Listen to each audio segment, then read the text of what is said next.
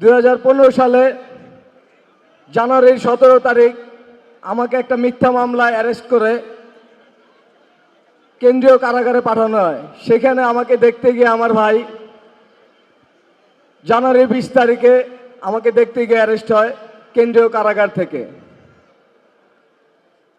আমার ভাইকে দুপুর 2টায় অ্যারেস্ট করেছে, রাত 2টায় ক্রস ফায়ার দিয়েছে।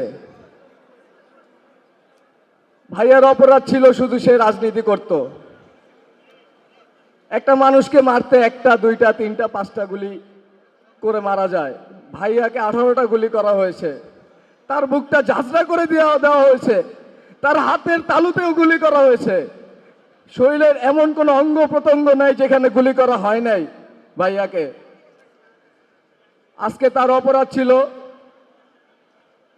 সে জাতীয়তাবাদী ছাত্র দলের রাজনীতি করত, একজন ছাত্রদলের একজন আদর্শ কর্মী ছিলেন, আন্দোলন সংগ্রাম দুর্বার দেয়াল ছিলেন। তার অপরাধ একটাই ছিল, এই জন্য তাকে 18টা গুলি করা হয়েছে। মামলা করেছি, 10 বছর পর্যন্ত কোনো আইনি বিচার পাইনি, প্রক্রিয়া পাইনি।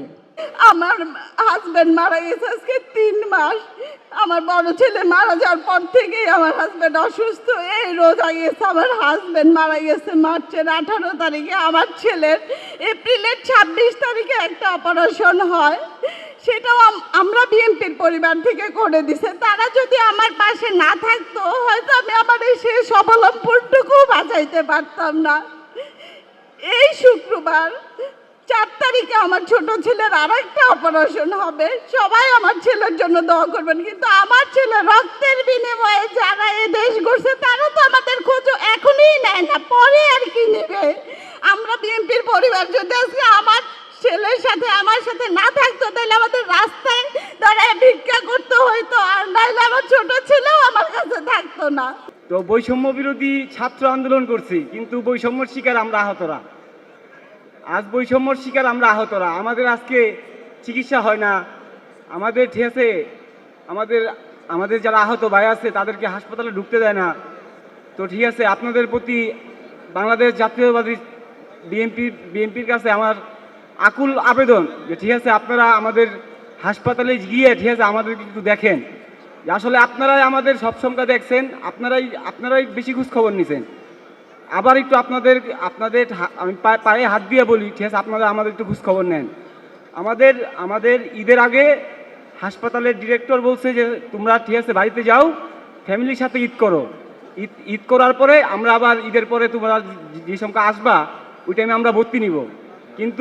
কিন্তু ওনারা আমাদের আর ভর্তি নেয় নাই, আমাদের আউটডোরে ঘুরা চিকিৎসা নিতে হইতাছে। আমার অনেক ভাই আহত ভাই ঠিক আছে হাসপাতালে ঢুকতে পারে না। জাতীয় চক্ষু বিজ্ঞান ইনস্টিটিউটে আমার একটা আহত ভাইকে ঠিক আছে ঢুকতে দিতেছে না, কোনো চিকিৎসা হইতাছে না। যে আসলে আমরা কি বৈষম্য বিরোধী ছাত্র আন্দোলন কইরা এখন আমরা দেশের কাছে বোঝা হয়ে গেছি। সর্বশেষ আমরা ওই যে ইশাক ভাইয়ের একটা প্রোগ্রামে গেছিলাম, তো ওই প্রোগ্রামে যাওয়ার পর থেকেই ঠিক আছে আমাদেরকে মনে হয় কি আমরা মনে হয় সৎ পোলা, যে ওনাদের আপন পোলা এক গ্রুপ, আর আমরা তো কি ওনাদের সৎ পোলা। আমরা কি এর জন্য ঠিক আছে ইশাক ভাইয়ের প্রোগ্রাম গেছি, কি এর জন্য আমরা ঠিক আছে ইশাক ভাইয়ের নিয়ে কথা বলছি, আমরা কি এর জন্য ঠিক আছে আসিফ মাহমুদ ভাই ওনাদের বিরুদ্ধে কিসের জন্য কথা বলছি। আসলে কি সত্য কথা বলা কি এখনো পাপ? তার মানে কি বৈষম্য বিরোধী ছাত্র আন্দোলন হইয়া এতগুলা মানুষের প্রাণ যায়, এতগুলা ঠিক আছে মানুষ পঙ্গুত্ব বরণ কইরা এখনো কি তার মানে সত্য কথা বলা যাবে না? আপনাদের প্রতিও আমার অনেক ঠিক আছে রিকোয়েস্ট, আপনারা আমাদের হাসপাতালে গিয়া আমাদের ডিরেক্টর সাথে এবং জাতীয় চক্ষু বিজ্ঞান ইনস্টিটিউটের ডিরেক্টরের সাথে একটু কথা বলেন। ছেলে হত্যার বিচার আপনাদের পুরে দিয়ে গেল। গত সরকারে তো আমাদের বিচার করে নাই, কত বছর পার হয়ে গেছে গা। আপনারা তো সবাই দেখছেন দিবালোকে অন্যায়ভাবে আমার পোলাকে হত্যা করিয়াছে, এর সুষ্ঠু বিচার পাই নাই। তাই আমি আপনাদের কাছে আইসি আমার ছেলের বিচার যে আমি দেখিয়া যেতে পারি, এই জন্য আমাকে আশীর্বাদ করবে। আমার ছেলে গত 16 তারিখ 16 শহরে গুলিবিদ্ধ হয়। তখন আমি ছিলাম বাইরে, আমাদের নেতা সালুদ্দিন সাহেব ছিল শিলংয়ে। আমরা খবর পাওয়ার আগে উনি খবর পাই গেছে, উনি বলছে যে আমার কি বলবো, আমার তো বাসা নাই, আপনারা আমার তো কোনো বাসা নাই, আপনাকে কীভাবে সান্ত্বনা দেব? তুমি টেনশন করে না, একটা ছেলে গেলে আর অনেক ছেলে আপনার কাছে পাশে আছে। ঠিক সত্যি আমি মনে করছিলাম যে আমার ছেলে একটা চলে গেছে, আমি আর ছেলে পাবো না। আমি এখন যদি ঢাকা শহরে আছে আমার 50টা ছেলে হয়, আমি যদি কক্সবাজারে যাই 200 ছেলে হয়, আমার যদি চট্টগ্রামে গেলে আমার 2000 আমার ছেলে হয়ে যায়।